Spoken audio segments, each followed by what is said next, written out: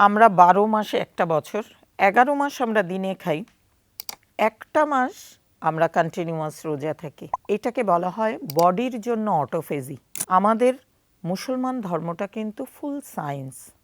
বিভিন্ন ক্ষেত্রে আপনি যদি বডিকে অটোফেজি আনতে পারেন তাহলে কি হবে, আপনার শরীরের এই যে 11 মাসের যে ডিপোজিশন রেটগুলো সেইটা আস্তে আস্তে ক্লিয়ার হবে।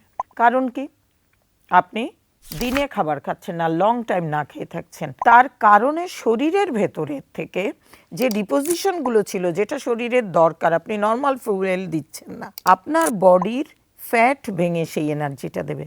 আপনার বডির ডিপোজিট কার্বোহাইড্রেট যেটা ছিল লিভারে, লিভার থেকে গ্লাইকোজেন ভেঙে গ্লুকোজ আপনার ব্লাডে দিবে, ব্রেইনে দিবে। তার মানে লিভারের ডিপোজিশন কমবে, ফ্যাটি লিভার আপনার ইমপ্রুভ করবে, ভালো হওয়ার দিকে থাকবে। কিন্তু ভুলটা কোথায় করি আমরা হচ্ছে রোজার দিনেও যে খাবারের পরিমাণটা খাওয়ার কথা তার থেকে অনেক বেশি খেয়ে ফেলি, এবং তার কারণে আমাদের যে অটোফেজিটা হওয়ার কথা সেইটা অ্যাপ্রোপ্রিয়েটলি হয় না।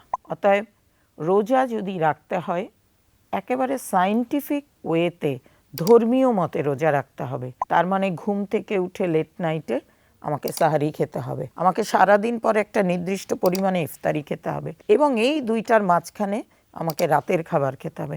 প্রত্যেকটা বেলার খাবার আমার হিসাবে থাকবে আমার শরীরের কোন কোন পুষ্টি দরকার, কতটা দরকার, সেই অনুযায়ী এটা করতে হবে।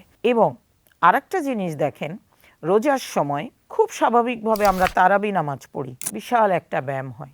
তাহলে খেয়াল করে দেখেন রোজাটা সায়েন্সের মতে কতটা ব্যালেন্স এবং হেলদি। একদিকে সে এনার্জি ইনটেক করছে, অটোফেজি হচ্ছে, আবার তার ক্যালোরিটা বার্ন করে সে ঘুমাতে যাচ্ছে। এতে রোজা কিন্তু স্বাস্থ্যসম্মত একটা উপায়।